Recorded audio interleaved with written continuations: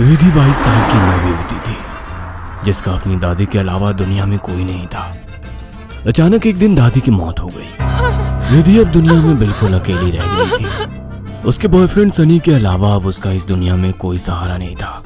एक दिन विधि दादी की अलमारी खोलती है, जिसमें उसे एक पुरानी बैंक की पासबुक और लॉकर की चाबी मिलती है। विधि बहुत हैरान हो जाती है। वह जानती थी दादी कितनी मुश्किलों से घर चला रही थी। फिर ऐसे में उनके पास से मिली ये लॉकर की चाबी देखकर विधि के मन में सवालों की झड़ी लग गई थी। ऐसा क्या है उस लॉकर में जिसके बारे में दादी ने उसे आज तक नहीं बताया? सवाल बहुत सारे थे जिनका जवाब ढूंढना था। दादी की डेथ सर्टिफिकेट लेकर जब वो बैंक पहुंची तो उसे दादी की लॉकर का एक्सेस मिल गया। उत्सुकतावश उसने लॉकर खोला तो उसमें सिर्फ उसे कुछ कागज दिखाई दिए। विधि कागज लेकर घर लौट आई। उन कागजों के मुताबिक मंथनपुर में एक बड़ी हवेली दादी के नाम थी। इतनी बड़ी हवेली है दादी के पास और हम सालों से इस 2 कमरे के किराए के मकान में जी रहे हैं। ऐसा क्यों किया दादी ने? खैर जो भी बात हो, अब तो ये हवेली मेरी है। मैं कल ही मंथनपुर के लिए निकलती हूँ। अगले ही दिन वो मंथनपुर के लिए निकल गई थी। बड़ी अजीबोगरीब सी जगह थी ये। मेन रोड से हवेली की तरफ जाने वाली सड़क बिल्कुल सुनसान थी। गाड़ी तो क्या, पैदल चलता हुआ भी कोई इंसान नहीं दिख रहा था। सड़क पर गहरा सन्नाटा पसरा हुआ था। सड़क के दोनों तरफ घने ऊंचे पेड़ लगे थे। इतने पेड़ पौधे होने पर भी वहां किसी भी पक्षी का कलरव नहीं था। कोई जानवर नहीं। धीरे धीरे अंधेरा हो रहा था। सड़क किनारे लगे घने पेड़ अब जंगल की तरह दिखाई पड़ रहे थे। सड़क पर फैली खामोशी अब विधि को डरा रही थी। कुछ ही देर में वो पैदल चलते हुए हवेली तक पहुंच गई थी। हवेली काफी पुरानी दिखाई पड़ रही थी। ऐसा लगता था कि सालों से वहां किसी ने पैर ही नहीं रखा। हवेली के 500 मीटर के दायरे में गिने चुने ही मकान थे और जो थे वो भी खाली पड़े हुए थे।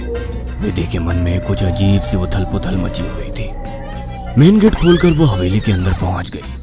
अंदर का नजारा देखकर वो दंग रह गई थी। पूरी हवेली जगमगा रही थी।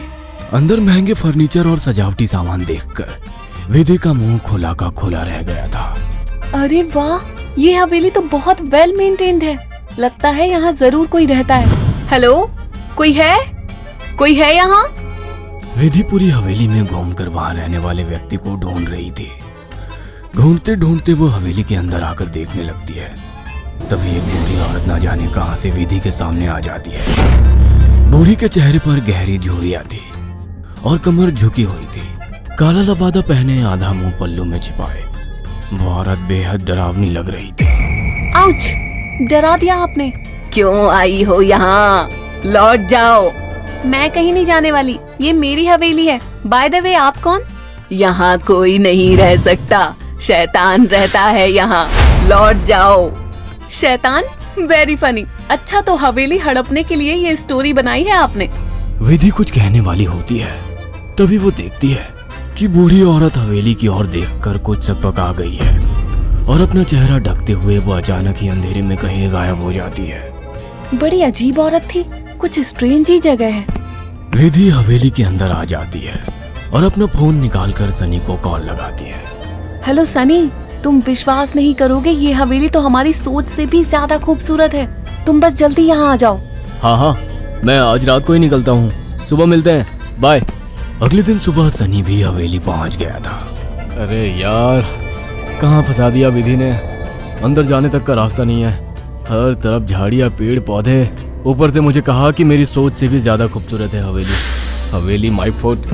सनी बड़बड़ाता हुआ मेन गेट से अंदर जा रहा था। बाहर का कंपाउंड क्रॉस करने के बाद अब वो दरवाजे के सामने था। उसके नॉक करने से पहले ही दरवाजा खुद ब खुद खुल गया। सनी हैरान रह गया था।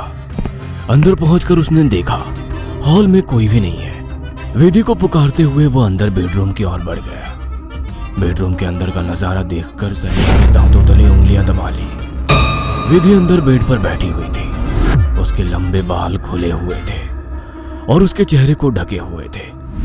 बालों के बीच से उसकी लाल खून आंखें दिखाई पड़ रही थी। दोनों हाथ और पैरों की मदद से वो बेड पर ऐसे बैठी हुई थी मानो कोई जानवर हो। उसकी खूबसूरती गुलाबी त्वचा जगह जगह से कटी थी और सफेद पड़ गई थी। विधि को देखकर सनी जोर से चिल्लाया, विधि, ये क्या हो गया तुम्हें? सनी की बात सुनकर विधि ने डरावने अंदाज में गर्दन टेढ़ी की। अब उसके चेहरे पर से कुछ बाल हट गए थे। वह भयानक आवाज के साथ हंसने लगी। उसके मुंह से किसी जानवर की तरह लार गिर रही थी। अचानक ही वह पूरी ताकत से चिल्लाई। विधि के बाल हवा में उड़ रहे थे और चेहरा चीखते हुए और भी भयानक होता जा रहा था। काले दांत और सफेद पड़ चुकी आंखें आकार में बड़ी होती जा रही थी। सनी के अंदर और देख पाने की ताकत नहीं बची थी। अपनी पूरी ताकत लगाकर वो कमरे से बाहर की तरफ भागा। बाहर हवेली के दरवाजे तक पहुंचा ही था कि विधि की दर्द से भरी आवाज सुनाई पड़ी। सनी, मुझे छोड़कर मत जाओ, मुझे बचा लो। सनी, ये मुझे नहीं छोड़ेगा। बहुत दर्द हो रहा है, बहुत दर्द हो रहा है। विधि जोर जोर से रो रही थी और सनी को रोकने के लिए बोल रही थी। विधि की ऐसी दर्द भरी आवाज सुनकर सनी तड़प उठा और दौड़कर उसके कमरे की तरफ वापस आ गया। ये सब क्या हो गया विधि? ये सब क्या हो गया? मैं क्या करूं, बोलो। बहुत भूख लगी है, तेरा खून पीना है। इतना कहकर विधि अजीब तरीके से मुस्कुराने लगती है और अपने हाथों और पैरों की मदद से जमीन पर रेंगते हुए सनी की ओर बढ़ती है। सनी बिजली सी तेजी दिखाकर कमरे से बाहर निकल आता है और कमरे का दरवाजा बाहर से बंद कर देता है। सनी की कुछ समझ नहीं आ रहा था। वह विधि की मदद करना चाहता था। उसे ऐसी हालत में छोड़ना उसे मौत के मुंह में धकेलने जैसा था। वह बाहर जाकर मदद मांगने का निर्णय लेता है और तुरंत बाहर निकल आता है। हवेली के अंदर दूर दूर तक केवल सन्नाटा छाया हुआ था। अंदर से रह रहकर विधि की दर्द भरी चीखें सुनाई दे रही थी। मदद की उम्मीद में सनी दौड़ते हुए आगे भागे जा रहा था। तभी उसकी नजर एक चर्च पर पड़ी। चर्च काफी जर्जर हालत में था। सनी इधर उधर देखता हुआ अंदर पहुंच गया। दोनों हाथ आपस में बांधकर वो फूट फूट कर रो रहा था। Please God, help me please. कहाँ जाऊं मैं? किससे मदद मांगू? प्लीज। कोई प्रॉब्लम है क्या? मुझे बता सकते हो? फादर की बात सुनकर सनी सारी बातें फादर को बता देता है। परेशान मत हो डियर, मैं तुम्हें हॉली वाटर दे रहा हूँ। जाकर अपनी गर्लफ्रेंड के ऊपर छिड़क देना। God bless.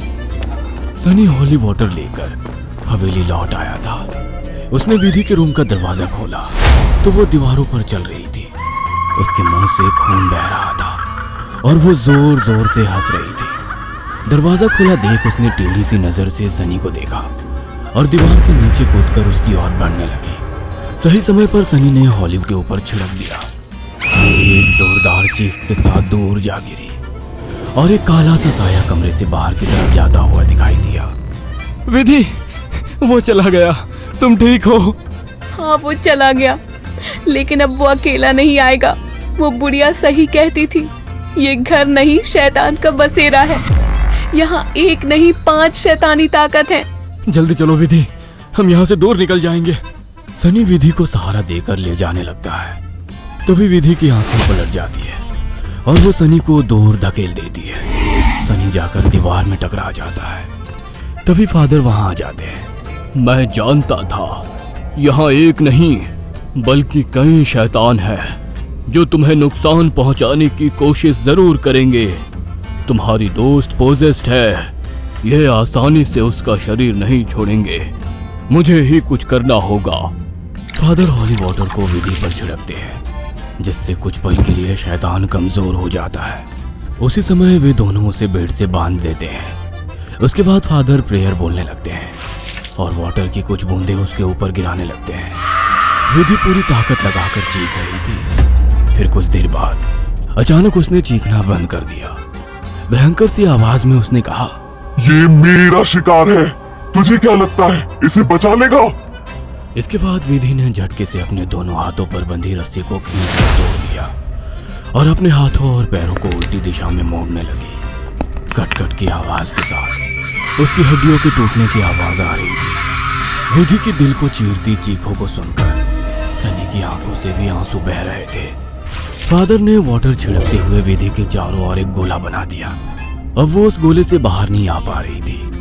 फादर लगातार प्रेयर कर रहे थे अचानक कड़ाक की आवाज आई और विधि की गर्दन पीछे की तरफ घूम गई। विधि का शरीर निढाल होकर जमीन पर गिर गया। सनी पागलों की तरह विधि विधि चिल्ला रहा था। फादर के लिए इस समय सनी की जान बचाना जरूरी था, इसलिए वे उसे घसीटते हुए हवेली से बाहर ले आए और दरवाजे पर वाटर छिड़क कर वहां से बाहर आ गए। सनी अभी भी जमीन पर सिर टिकाकर फूट फूट कर रो रहा था और फादर की आंखों में भी को ना बचा पाने की तकलीफ साफ दिखाई दे रही थी। अगर आपको हमारी ये कहानी पसंद आई हो तो इसे लाइक और शेयर करना ना भूलें। साथ ही ऐसी और नई कहानियों के अपडेट्स पाने के लिए हमारे चैनल अक्षु टीवी को जरूर सब्सक्राइब करें।